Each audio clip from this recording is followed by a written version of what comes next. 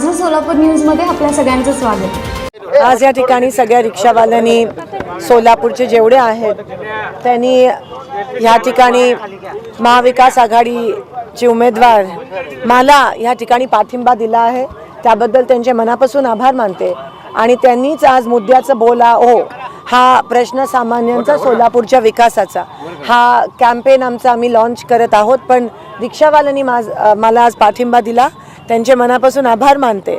आणि खरंच मला असं वाटतं रिक्षावाल्यांचा आवाज हा सर्वसामान्यांचा आवाज आहे।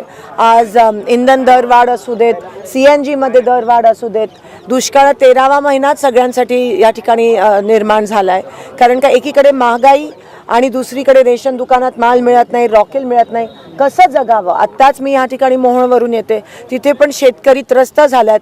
एका तर शेतकरी सांगितलं की चपलेवर पण या ठिकाणी GST आहे, समोरून पैसे देण्याचं नाटक करतात पण मागून GST एवढा आवाढव्य लावतात। सामान्य गोरगरीब शेतकरी महिला कसे जगतील ह्या देशात आणि ह्या सोलापुरात, आणि म्हणून आता सत्ता बदल मला असं वाटतं झाली पाहिजे लोकांसाठी।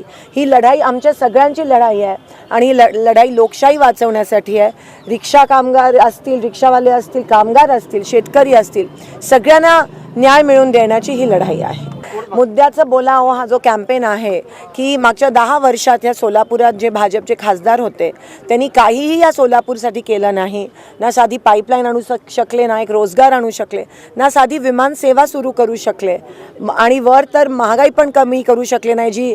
जे वचन आपल्याला दिलेलं की महागाई कमी करू किंवा 2 कोटी रोजगार उपलब्ध करून देऊ, ते काहीही या ठिकाणी भाजप सरकारकडून झालं नाही आहे।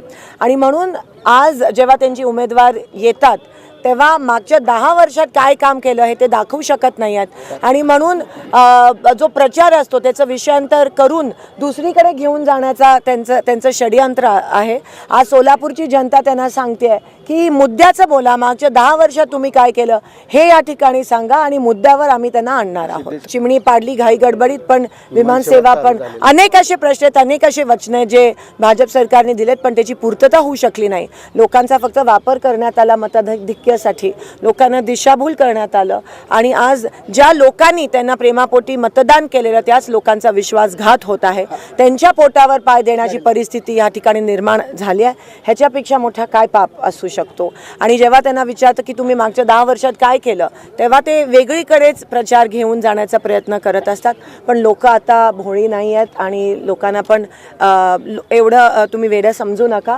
लोक हुशार आहेत, सुज्ञ आहेत, आणि 100% यावेळेस लोक त्यांना त्यांची जागा दाखव। माझं सोलापूर न्यूज या YouTube चॅनलला सबस्क्राईब करा आणि बेल आयकॉन प्रेस करायला विसरू नका।